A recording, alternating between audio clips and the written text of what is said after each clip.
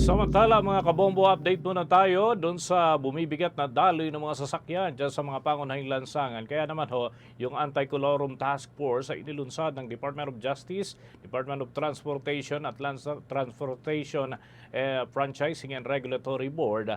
Yung kagawaran, aminado na dihado talaga yung mga legal operators sa ganitong mga pangyayari. Kaya agresibo ang aksyon ang pamahalaan doon sa mga kolorum na bumabiyahe. At may balita dyan si Bombo Grant Hilario. Inilunsad ng Department of Justice, Department of Transportation at Land Transportation Franchising and Regulatory Board ang Anti-Colorum Task Force. Sa isinagawang pulong-balitaan sa Kagurahan ng Katarungan, positibong inihayag ni Justice Secretary Frederick Vida ang bagong lunsad na task force ng pamahalaan. Layunin niya rito na maipatupad ng husto ang implementasyon ng batas na dapat sinusunod ng publiko lalo na pagdating sa pampublikong mga sasakyan. Kanyang binigyan din na nakasaad sa batas na hindi dapat mamamasada ang mga sasakyang walang kaukulang dokumento, partikular na ang pagkakaroon ng prangkisa. Ang mga kolorum raw kasi ay walang mga proteksyon, may bibigay o benepisyo sa motorista at pasahero sapagkat ang mga ito'y walang insurance. Kaunay niya ating pakinggan si Secretary Frederick A. Vida ng Department of Justice. May batas ho kasi. Sinasabi, hindi ka pwedeng mamasada kung wala kang prangkisa. At kaakibat ng prangkisa, may mga proteksyon sa publiko. Di ba? May mga proteksyon sa publiko, may insurance, may mga ibang bagay na may mga pag-aatas ang ating pamahalaan, ang ating batas, na dapat tubtin para maproteksyonan yung publiko. At ito mga proteksyon na to, hindi nyo magagamit, hindi magiging available sa inyo kung kayo ay kolorum. Aminado ang Department of Justice na dahil sa pagkalat ng mga kolorum na bihikulo, nagkakaroon niya ng inhustisya, lalo na sa mga operator o driver na legal at sumusunod naman sa alituntunin para makapamasada. Base niya raw sa impormasyon na kalap ay nababawasan ang kita ng mga legal habang mas malaki naman ang nakukuha at nakokolekta ng mga kolorum o sasakyang walang prangkisa ngunit nagsasakay ng mga pasero. Kung kaya't git pa ni Justice Secretary Vida na kinakailangan pagtulong-tulungan ito upang maipatupad na maayos ang batas at usigin ang mga disnasunod sa legal na pamantayan. Narito muli ang kalihim ng Kagurahan ng Katarungan na Secretary Frederick A. Vida. Ang isa pa hong narinig kong datos, na nakakagimbal yung nababawasan ang kita ng mga legal nating kapatid. Di ba? Meron nung hindi parehas doon. Meron nung injustice doon. Yung lumalagay sa tama, siya pa yung nadedehado. Di ba? At yung lumalagay naman sa hindi tama, siya pa ang nakikinabang.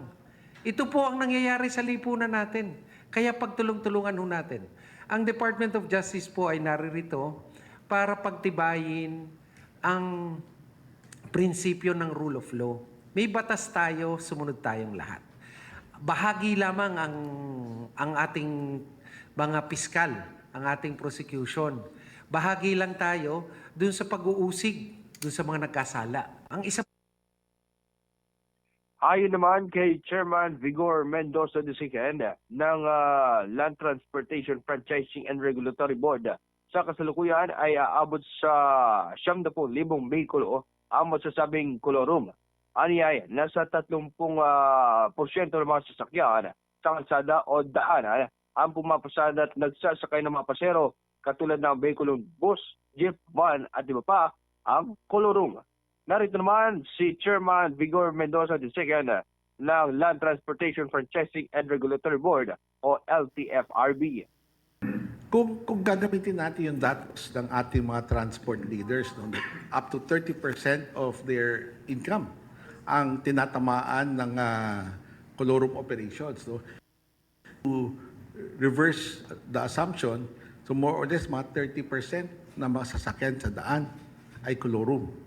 So kung yun ang gagawin natin basehan, 30% of the vehicles on the road ay kolorum, you're looking at somewhere in the vicinity of 90,000 vehicles ang tumatakbong kolorum at any given time. Iba-iba ho yan. May jeep, may van, may bus. Yun po. May motorsiklo pa. Pagtitiriyak naman niya na hindi lamang sila nakabantay o nakamonitor sa mga lungsod, kundi maging at pati mga probinsya sa bansa ay tinututukan mating na rin. Subalit sa kabila nito, aminado ang task force na hindi kadyat huhulihin ang mga individual sangkot sa operasyon ng mga vehikulong kolorum. Magkakaroon pa nila ng malawakang information drive at kasunod pa lamang ang pagproseso sa tamang aprehensyon tulad ng pagsasagawa ng case build-up sa sinumang mahuhuli. Ngunit kanilang tiniyak na seryoso ang hakbang kontra at para maibsan ang mga pumapasad ng kolorum nakakapekto sa kabuhayan, lalo na maligal at nasunod ng tama sa nakasaad sa batas. Nag-uulat live, ito si Bombo Gran Hilario and this is Bombo Radio Philippines, the #1 most trusted source of news and information.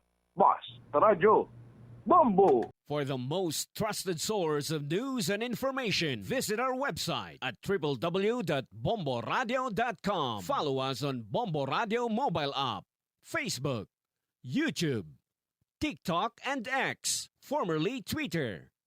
Like, share, and stay connected. Anytime, anywhere.